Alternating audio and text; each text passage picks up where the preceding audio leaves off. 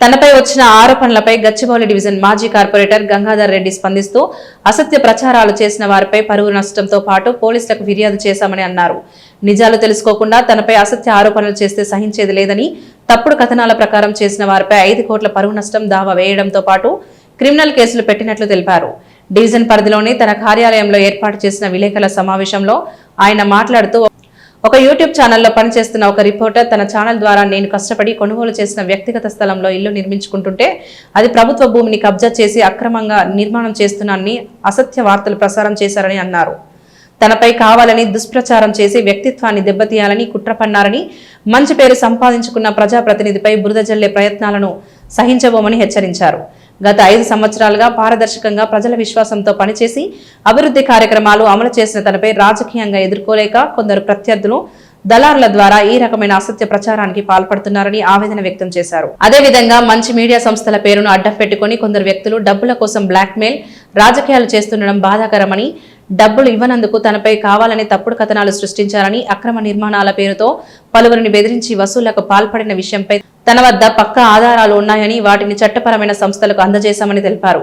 ప్రజాస్వామ్యంలో మీడియాకు ఉన్న గౌరవాన్ని కాపాడుకోవాల్సిన బాధ్యత అందరిపైన ఉందని, కానీ వ్యక్తిగత లాభాల కోసం మీడియాను వాడుకుంటే అది సమాజానికి ప్రమాదకరమని అన్నారు. చట్టంపై తనకు పూర్తి విశ్వాసం ఉందని, న్యాయం తప్పకుండా జరుగుతుందని విశ్వాసం వ్యక్తం చేశారు. తక్షణమే తనపై లేనిపోని ఆరోపణలు చేసిన ఛానల్ యాజమాన్యంతో పాటు తనపై తప్పుడు కథనం అందించిన రిపోర్టర్ బహిరంగ క్షమాపణ చెప్పాలని, లేకపోతే చట్టపరమైన చర్యలు ఉంటాయని ఆయన హెచ్చరించారు. గత 2 రోజుల నుంచి ఒక యూట్యూబ్ ఛానల్లో బీఆర్కే న్యూస్ అనే ఛానల్లో నా మీద వ్యక్తిగతంగా కొన్ని ఆరోపణలు రావడం జరిగింది. మరి దాన్ని పరిశీలించిన తర్వాత ఆ బీఆర్కే న్యూస్ ఛానల్లో ఏదైతే వాస్తవాలుగా చిత్రీకరిస్తూ ఏదైతే ఎన్టీఆర్ నగర్లో ఒక బిల్డింగ్కి సంబంధించి నా ఫొటోస్ వీడియోస్ పెట్టి కొంతమంది రాజకీయ నాయకుల ప్రోద్బలంతో కావాలని గత 24 సంవత్సరాల నుంచి సుదీర్ఘ రాజకీయ కాలంలో నేను కార్పొరేటర్గా మొన్ననే పదవీ కాలం పూర్తి చేసుకున్న తర్వాత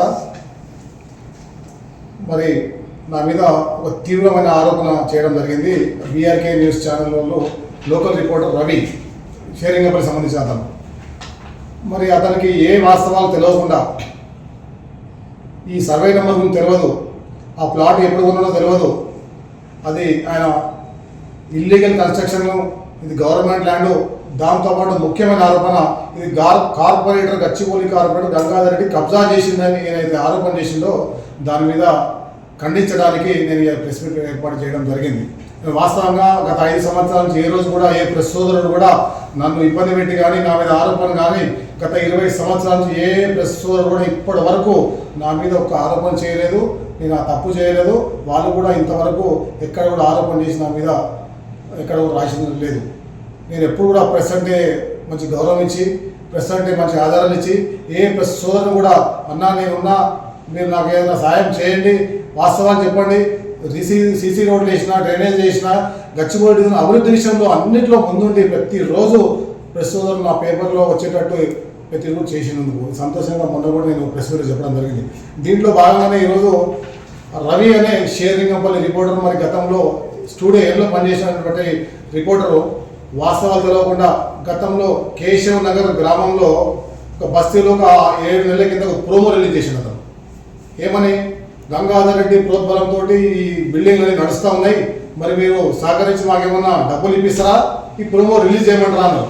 ఆ రోజు నేను తీవ్రంగా హెచ్చరించిన, నేను మాట్లాడలేదు, మా పిఏ మాట్లాడాడు, అన్నకు ఎటువంటి సంబంధం లేదు, మా కార్పొరేట్కి ఎటువంటి సంబంధం లేదు అని మా అనుచరులు మాట్లాడారు. ఇలాంటి ప్రోమోలు వేస్తే బాగుండదు, మాకు ఎలాంటి సంబంధం లేదని చెప్పినాం గత 8 నెలల కింద. ఆ రోజు ప్రోమో ఆపేసిండు.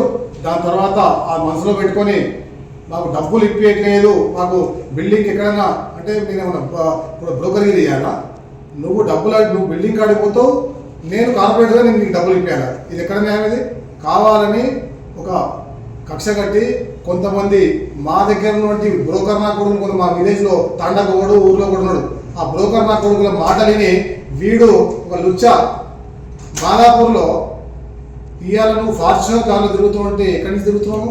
ప్రతి ఇంట్లో నువ్వు ఎన్ని డబ్బులు వసూలు చేసినావు, ఏ బిల్డింగ్ కాడ ఎంత డబ్బులు తీసుకున్నావు అనేది నేను నిరూపిస్తా. నీ దమ్ము ఉంటే నా ల్యాండ్ కబ్జా నిరూపి, నీ ఛానల్ నిరూపి. ఈ ల్యాండ్ ఎక్కడి నుంచి వచ్చిందో నేను కొన్నప్పటి నుంచి పేపర్లు నేను పెడతా. ఇలా పేపర్లు వాస్తవాలపై పెడుతున్నా.